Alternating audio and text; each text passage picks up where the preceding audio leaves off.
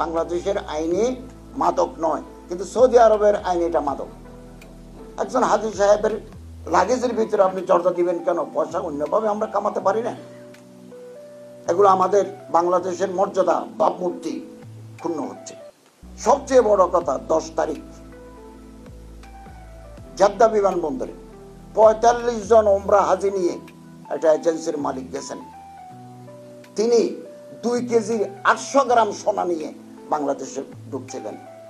45 Pilgrim's নিয়ে ধরা পড়লেন। মুহূর্তের ভিতরে বাংলাদেশ সরকারের সাথে যোগাযোগ, যে তোমার হাজি, তোমার এজেন্সি 2 কেজি 800 গ্রাম সোনা নিয়ে জেদ্দা বিমানবন্দরে ধরা পড়ছে। এটা গ্রুপ লিডার ধরা পড়ছে। তারপরে আমাদের লোক গেল, আমরা ট্রান্সলেটর পাঠালাম, মাহমুদ ভাইকে পাঠালাম। তারপর তার ফিঙ্গার যখন নেওয়া গেল, তিনি আগে জর্দা নিয়ে গেছেন। তিনি এর আগে এই ঘুমের ওষুধ সিডাক্সেন, রিবুট্রিল যেগুলো বেশি খেলে মাদকের কাজ করে নিয়ে গেছেন। 3000 বিডি নিয়ে গেছেন, বিড়ি সিগারেট নিয়ে গেছেন। ভাই, আমি আপনাদের সহযোগিতা কামনা করি। এ সমস্ত এজেন্সি, এ সমস্ত গ্রুপ লিডাররা যদি বাংলাদেশে গিয়ে চোরা কারবারি, বিড়ি, জর্দা, মাদক, সিগারেট এগুলো নিয়ে যান, তো আমাদের ভাবমূর্তি একেবারে নষ্ট হয়ে যাচ্ছে। এটা তো সৌদি আইনে হবে, এটা সৌদি গভর্নমেন্ট আইন, কিন্তু আমাদের ভাবমূর্তি নষ্ট হচ্ছে। অনেক সময় হাজির প্যাকেটের ভিতরে এগুলো থাকে, আমাদের মশলা দিয়ে আনতে হয়। আর এগুলো আপনারা সহযোগিতা করবেন।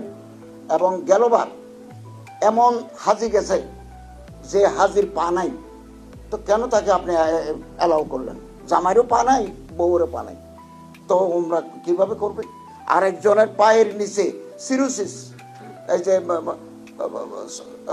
মারাত্মক তার চর্মরোগ, উঠতে পারে না, দাঁড়াতে পারে না, এজেন্সি এই লোকেরা ওরা ফেলে চলে গেছে।